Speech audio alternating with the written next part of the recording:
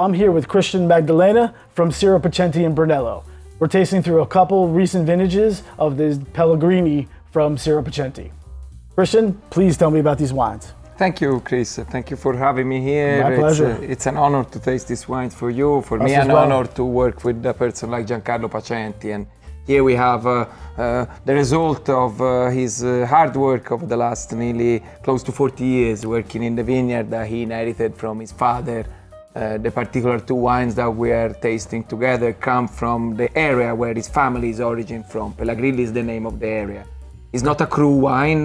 It's made with the dominant part of the blend, as we do blended wines of Sangiovese, naturally, 100%. But we own another block in the south of Montalcino that is called Brunello. And one of the distinctive signature production style of Giancarlo was to blend this northern southern block.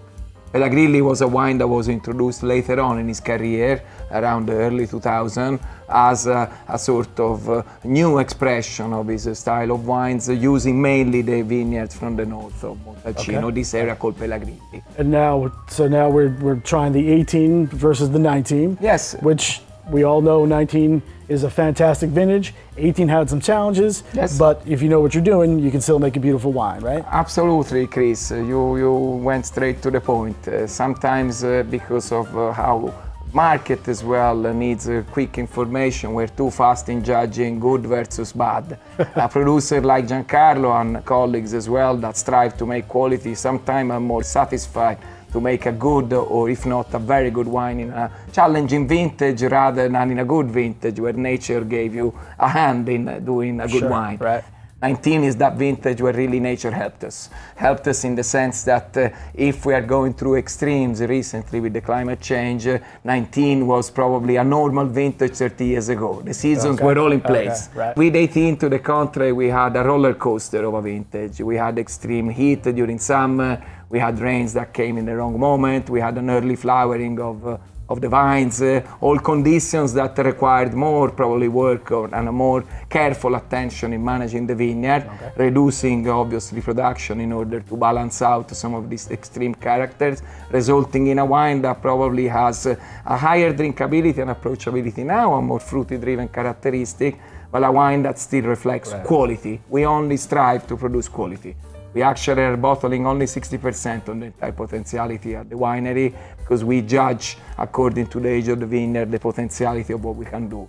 And as we also own vineyards below 20 years of age, a large part of this is not bottled. So then you would declassify the Pelagrilli as Rosso di Montalcino? Absolutely, yes. So I have the 18 in my glass right now, and I think it's showing beautiful. It's clearly a bigger, broader wine, but way more fruit forward. The 18 is a bit more pungent, but also gives its uniqueness, is a reflection of the year that came from.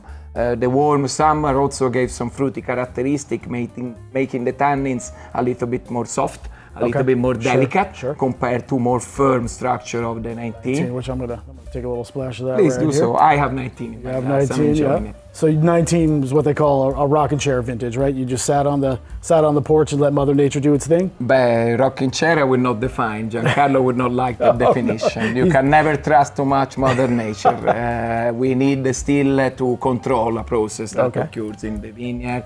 Vineyards, they need a lot of care, especially in recent years. Certainly nature helped us a lot. The vineyards received, or the vines had the full seasonality between flowering and harvest time. Therefore, everything went to the right pace in development. With 18, I must say, we had to help a little bit and tune or help the vine to reach certain elements that we were looking for the quality that we try to strive to. This is definitely has a little more, the 19 has a little more finesse to it. It feels like it needs a little more time to be truly expressive, whereas I think the 18 is very expressive right now. I agree with you. I mean, 18 probably is a wine that on its release seemed a little bit more tight, and in some ways some of its elements seemed a little bit more green, while to the contrary, only that extra year in bottle already gave it a better approachability and drinkability. 19, to the contrary, appears probably more ready on the nose, but when you taste it on the palate, you find a firm structure, a complex structure, and a length that goes on and on that will show you a greater ageability for sure. These are wines that you can enjoy now, both of them. You can age them. Certainly, the 18 will reach its peak a little bit faster.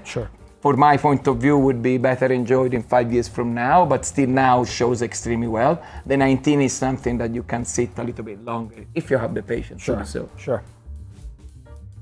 Well, thank you so much for bringing these by. Thank you. Again, Thank both you, of these please. are available at saratogawine.com. Cheers. Salute. Cheers.